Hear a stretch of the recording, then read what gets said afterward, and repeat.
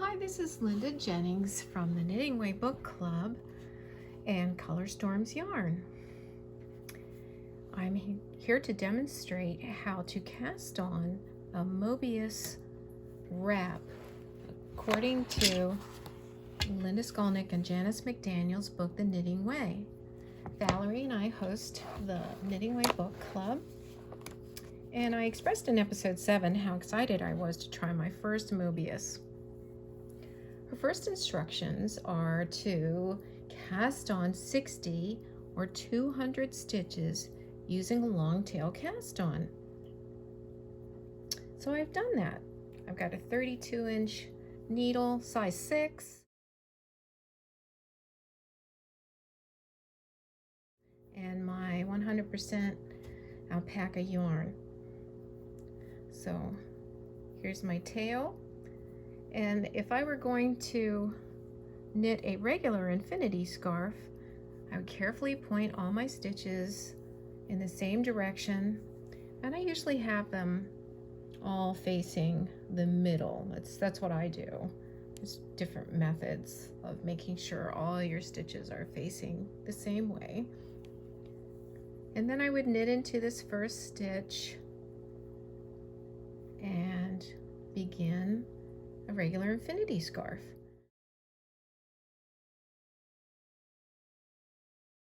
But to make a Mobius, the instructions are, instead of joining in a circle by knitting into the first stitch, rotate the stitches downward and knit into the back loop of the first stitch's base.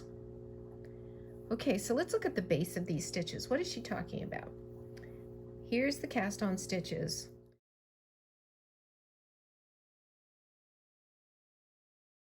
And you can see they have a front loop to their base, and then there's the back loop of the base. So she says to rotate the stitches down. Since mine are already facing down, what I'm going to do is push them in a counterclockwise position away from me. And that, as you can see, gives us the half twist and presents the back of those base loop stitches facing me. And so then I can begin to put them up.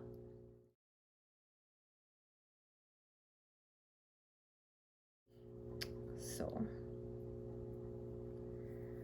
I normally use a continental method for knitting, so I'm going to go ahead and do what is most comfortable for me.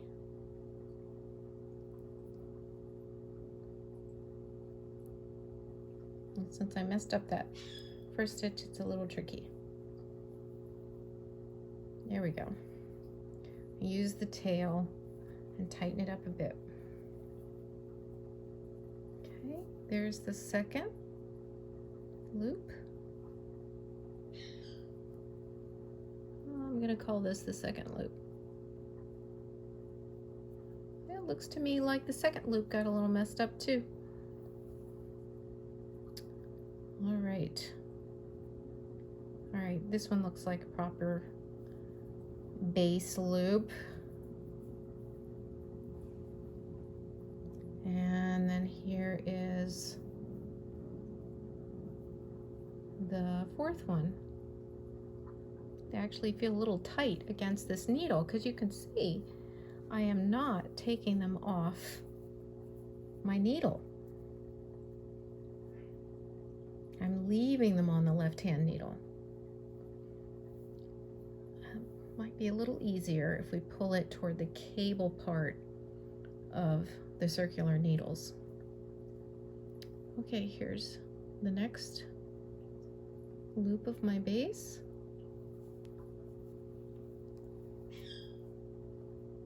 And the next one.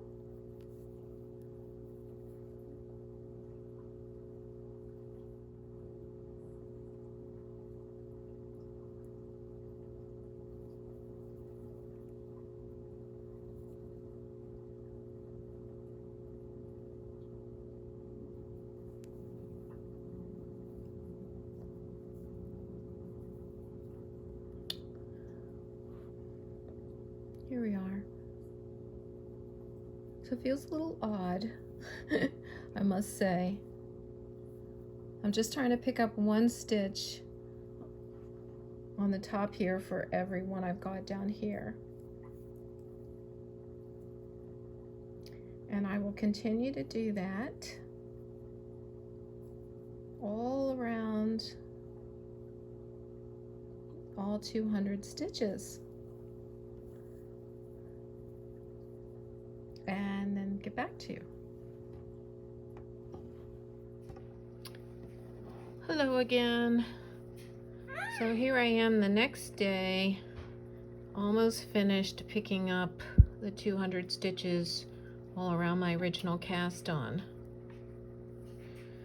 So up close you can see there's like one pickup stitch in between each of the original cast-ons, and that's what I tried to look for as I was working on it, to make sure there was no more than one pickup stitch and no less than one pickup stitch for each cast-on. And I wanted to say first of all that the 32-inch long needle was too short. Janice and Linda do recommend that you can use a 32, somewhere between a 32 and a 60-inch needle. Oh, that's our lovely little parrot there. Yeah, really. He just loves to chat. So he'll be in the background there. He is a ringneck, a little ringneck parrot. Anyway, so the pattern says you can use as small as a 32-inch needle, but I found it too small.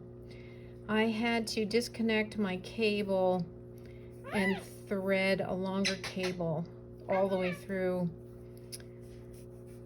I don't know, probably 300 stitches. I think after I picked up the first 100, 150, something like that, I decided they were too short. But it did work to thread the new cable through and then be able to keep going. So the second thing I wanted to mention is that I noticed that the base of these cast-on stitches look like a chain. And so then in my head I was just thinking, you know, just pick up that side of the chain. If I wasn't sure what I was doing, I just looked. Okay, there's the chain stitch. I know I'm just picking up this side of it. And so I'll just pick, I love you too. We'll just pick up those last stitches.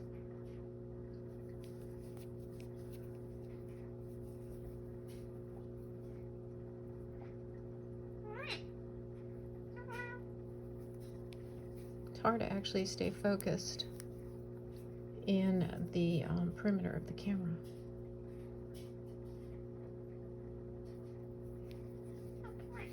Good boy.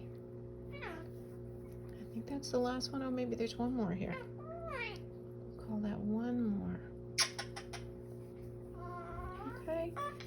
And then, I don't know about you, but I kind of like to take this tail and then catch it in here at the bottom, at the beginning, to kind of help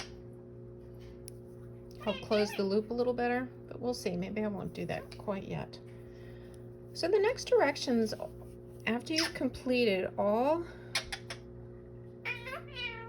200 stitches cast on and the 200 stitches picked up, I think you can see my little half twist here, right there.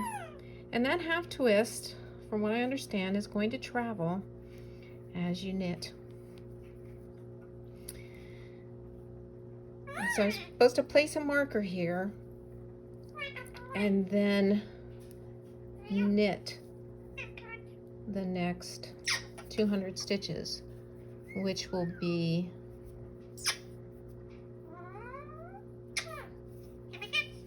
it'll be those original 200 stitches that I originally cast on that I'm going to be knitting.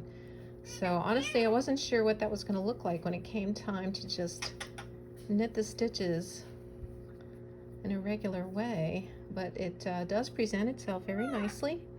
It's obvious what to do. And so that's what it looks like on this side. That's what it looks like on the other side. And then I'll continue to give you updates as I go along. I'll go ahead and put a marker here at the beginning there, and then she says after you knit the 200 stitches of the original cast on, put another marker. Hello, so this is part 3 of casting on for a Mobius shawl. There do seem to be 3 parts to this process. Part 1, casting on the original 200 stitches. Part 2, picking up the base of those original 200 stitches. And then part 3, knitting into the original 200 stitches. And that was just a knit process. It went really quickly, and that was the fun after all the work of the other part. And you can see where I've put these 2 markers in. And then after I knit around the original cast on stitches, I put my second marker. And now I've begun the official row 1. And since I want to make a garter stitch lace project, I'm going to purl wherever I see a knit, and knit wherever I see a purl. Since I'm knitting in the round, the only way to get a garter stitch in the round is to purl every other row. Oh yeah, I forgot. I'm actually, since this next round represents picked up stitches, when I pick up stitches, I always pick them up backwards. So I always knit or purl into the back of that stitch.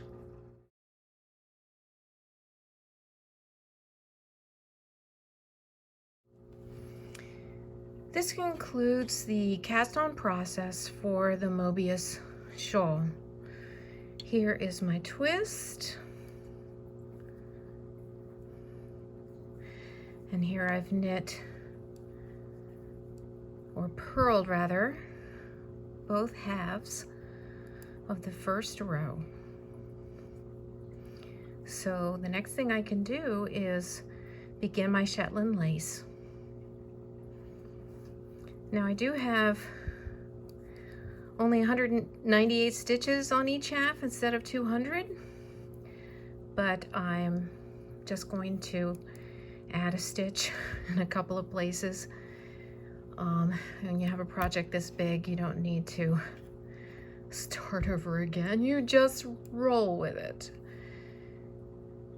So I must say, I did like this way of casting on for the Mobius, because it was nice to be able to put the project down, because picking up 200 stitches from the base of the cast on was tedious. So it was nice to be able to put it down when I needed a break. But then after that, the knitting went nice and fast. And it's going to be interesting to see how it progresses. I also like this yarn. The alpacas are owned by Kathy Graziani from Flame Pool Alpacas, and she had it milled on the Eastern Shore. It held up well to the various aggravations that I had to put it through as I was casting on and practicing and taking out and having to rethread a cable and everything. It's a very nice quality of yarn.